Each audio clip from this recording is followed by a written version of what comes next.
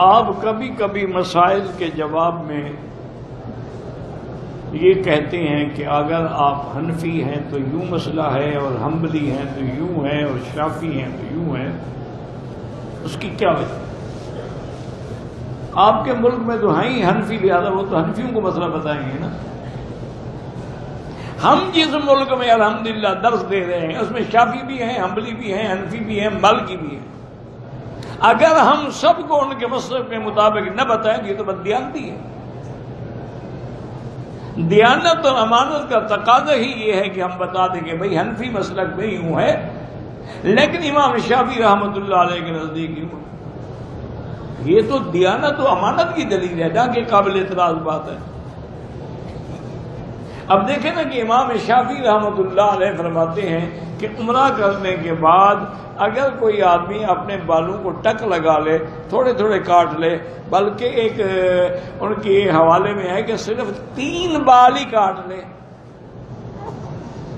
حرکن نطفن حلقن کسرن، ان کو جلا ڈالے 3 بالوں کو، تب بھی عمرے سے نکل جاتا ہے، اس میں دم کوئی نہیں پڑتی. اب امام شافعی کوئی چھوٹا آدمی تو نہیں ہے نا، اتنا بڑا امام.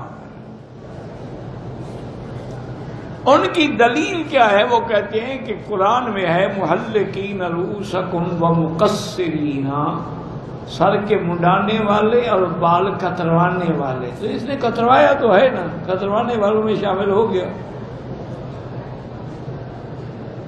ان کی دلیل جو ہے وہ یہ ہے، وہ اپنی طرف سے نہیں کہتے. یہ آپ لوگوں کو غلط فہمی ہے کہ 4 امام. یہ 4 جو ہیں راستے ہیں، یہ 4 نعوذ باللہ کو فرقے نہیں ہیں.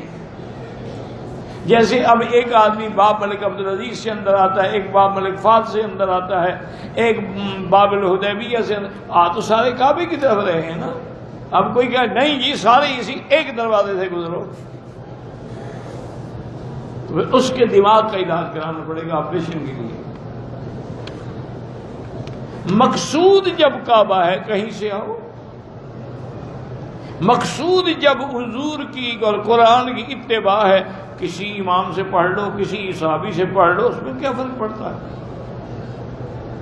تو اب امام شافعی کی دلیل جو ہے وہ بھی قرآن ہے. وہ کہتے ہیں بھی قرآن میں لفظ ہے محلقین رؤوسکم ومقصرین لا تخافون، تو اس نے کسر تو کرا لی نا.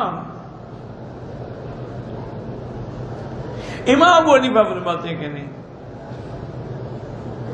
جب تک کہ سارا سر نہ مڈوائے، یا اگر بال کٹوائے تو اتنا بال کٹوائے کہ 1/4 حصہ سارے سر کے بال کٹے. ان کی دلیل کیا ہے؟ وہ فرماتے ہیں کہ یہ قرآن حضور پہ اترا تھا، حضور پاک نے اس طرح پھروایا، ٹک لگوائے. سب سے زیادہ قرآن سمجھنے والے تو محمد مصطفیٰ ہے. ایک دفعہ زندگی میں حضور نے قصر کرائے، وہ بھی سارے سر کے بال کٹوائے، اور حضرت امیر معاویہ نے آپ کا قصر کیا رضی اللہ عنہ.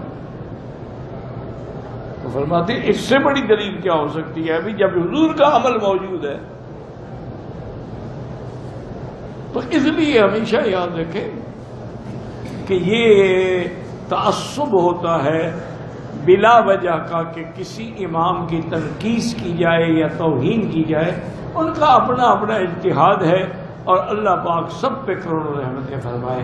ہمیشہ یاد رکھو مجتہد کو کبھی گناہ نہیں ہوتا، مجتہد ہمیشہ معجور ہوتا ہے، وہ معذور نہیں ہوتا.